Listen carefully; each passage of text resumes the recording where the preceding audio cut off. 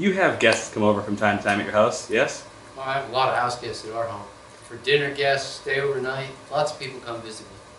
How do you help to make them feel at home, even if they're not 80-10 tenors? What are some tips and tricks from the Dr. Graham family on how to make guests feel at home?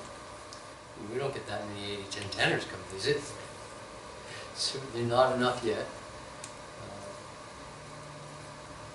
I just use the same old guidelines that I always use. Like I would hope someone would use for me. I ask them if they have any special needs. I ask them if they have any favorite foods, things they don't like, any allergies. If there's anything they'd like to do while they're here visiting us. How can I make them more comfortable? Is there any special foods they want to have or don't want to have? We'll talk about where to access. Give them a sense of schedule and timing so the more people know what to expect, typically the more comfortable they are. And explain to them the rules of our household. And we don't usually encourage people to wear shoes inside the house. We have a front porch, you can take your shoes off there. We don't smoke in the house. It's a vegan household. So if you want to eat non-vegan fare, that's fine, but you're going to have to go outside of our house to do it.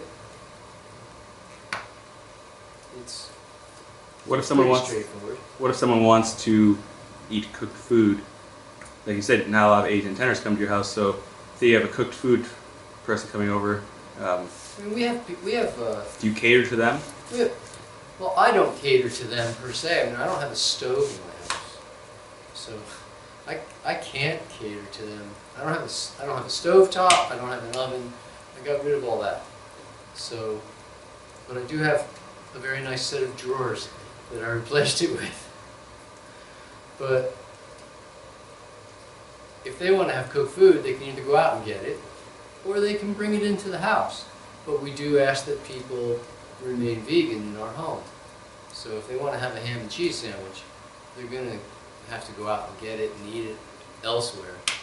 We're not encouraging anybody to do that inside the sanctity of our home, any more than we would have somebody smoke a cigarette inside our home. And we just have rules. We ask people to respect those rules, but we want to respect them as well. And it's not that I would say, don't eat that stuff, just don't eat it here. I'm not telling people don't wear shoes, just don't wear them in the house. It's pretty simple. We do the same thing with swear words. We don't use swear words. We don't use sarcasm in our house. We relate to each other respectfully in our house. We have lots of guidelines for interpersonal relationships that make for a safer sense of sanctuary within our home.